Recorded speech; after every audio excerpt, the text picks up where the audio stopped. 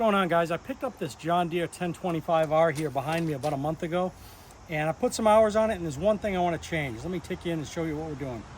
It had a lot of steering wheel play, as you can see here. I've dug into this thing already, and I've determined what the problem is, but I figured I'd publish this video if it helps somebody else out, because I couldn't find anything online describing this problem, at least what I think it is. So I've already got this thing apart, but for the benefit of you people watching this, I took that trim piece off the wheel. I took this nut off the column, pulled the steering wheel off. There was a snap ring right here. I took that snap ring off, pulled this piece off, and look at this bushing right here. Look at how that bushing is wallowed out. See how much play there is in that? And let me show you the replacement that I just picked up today from John Deere. Once I put this one in place, you see how tight that is? I'm gonna pull this guy out of here. We're gonna put this bushing in its place, reassemble this thing, and we should be good. And I think the reason this problem even exists to begin with is, what happens is, let me put the wheel back on here for a second. What happens is there's no grab handles on this tractor. So when you walk up to get on this thing, just the natural tendency is to grab that wheel and pull your body weight up onto the machine. And what happens over time is it elongates that bushing.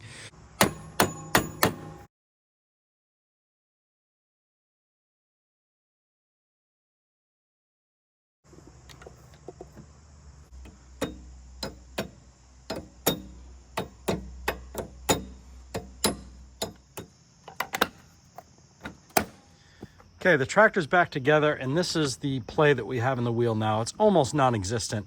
When I was at the dealer the other day, I went over to a couple of 1025Rs on the floor, new ones, and the slop, the play in the wheel was exactly like this. So I'm pleased that fixed our issue. Saw a guy the other day who was using this hollow tube on his loader for storage, and I thought, you know what, that's a great idea. So I just went to the hardware store today, and I got some Schedule 40 pipe. This is 2-inch with some caps, and what this guy was using it for, and I thought it was genius, was to store chain. Because what I have done is I keep my chain in my ballast box here, but what ends up happening, it falls down in here, it gets, pinned behind one of these rocks, and it's kind of a bear to get out. That's really the only storage I have, other than the small toolbox here and a couple cup holders and small compartments. So I'm like, you know what, I'm gonna run with that idea.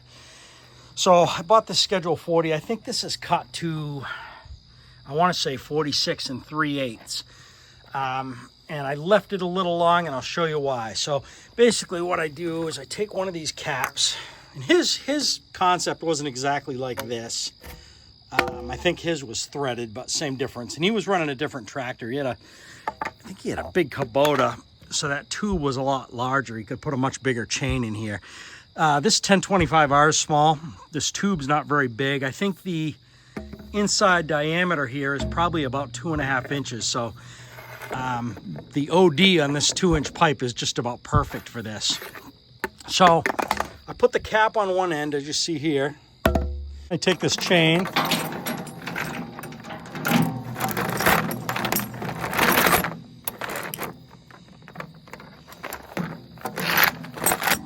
so once I've got my chain in my pipe, I slide the pipe through the loader frame till it stops on this cap here. Then I come over to the other side, put my other cap on, find something to whack it with, and now I've always got a chain stored on the front of the tractor. Now you're probably wondering, well, how do I get this off when I want to access the chain?